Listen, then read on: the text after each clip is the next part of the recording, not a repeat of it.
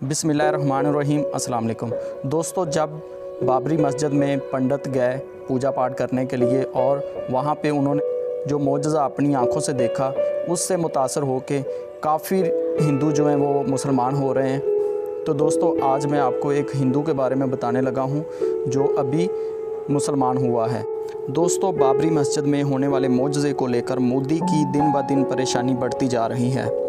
दोस्तों, मोदी के मुताबिक बाबरी मस्जिद में जिन्नात मौजूद हैं। जब मोदी ने पंडितों को बाबरी मस्जिद में भेजा कि तुम जाकर वहाँ पूजा पाठ करके जिन्नात को भगा दो, तो इस पंडित का कहना है कि जब मैं बाबरी मस्जिद में पहुँचा, वहाँ पर मेरा पूजा वाला सामान जो था मेरे हाथ से गिरकर टूट गया और मैं जब कुछ पढ़ने लगा तो मेरी ज़ुबान भी साथ नहीं दे रही थी। मुझसे कुछ भी पढ़ा नहीं जा रहा था, मेरे पास कोई भी चीज़ मौजूद नहीं थी, लेकिन फिर भी लग रहा था कि यहाँ पर कोई चीज़ मौजूद है।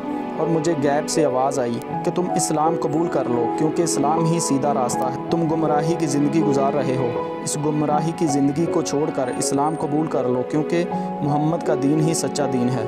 तुम इन बुतों की पूजा करनी छोड़ दो, इन बुतों से तुम्हें कुछ नहीं हासिल होगा। ये बुत तो खुद ही अपनी जगह से नहीं हिल सकते, वरना तुम जहन्नम की आग में जलाए जाओगे और वो ज़िंदगी कभी ख़त्म होने वाली नहीं है।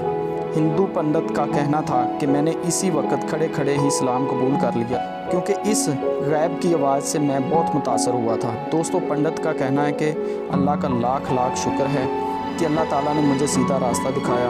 और पंडित ने अपने साथी पंडितों को कहा कि तुम भी कलमा पढ़ लो और मुसलमान हो जाओ, क्योंकि इस्लाम ही सच्चा दीन है। दोस्तों, जब से बाबरी मस्जिद में मोजज़ा हुआ है, तब से बहुत सारे हिंदू मुसलमान हो रहे हैं। तो दोस्तों, मेरी अल्लाह ताला से दुआ है कि हमें भी अल्लाह ताला सीधा रास्ता दिखाए और नेकी के काम करने की हिदायत दे।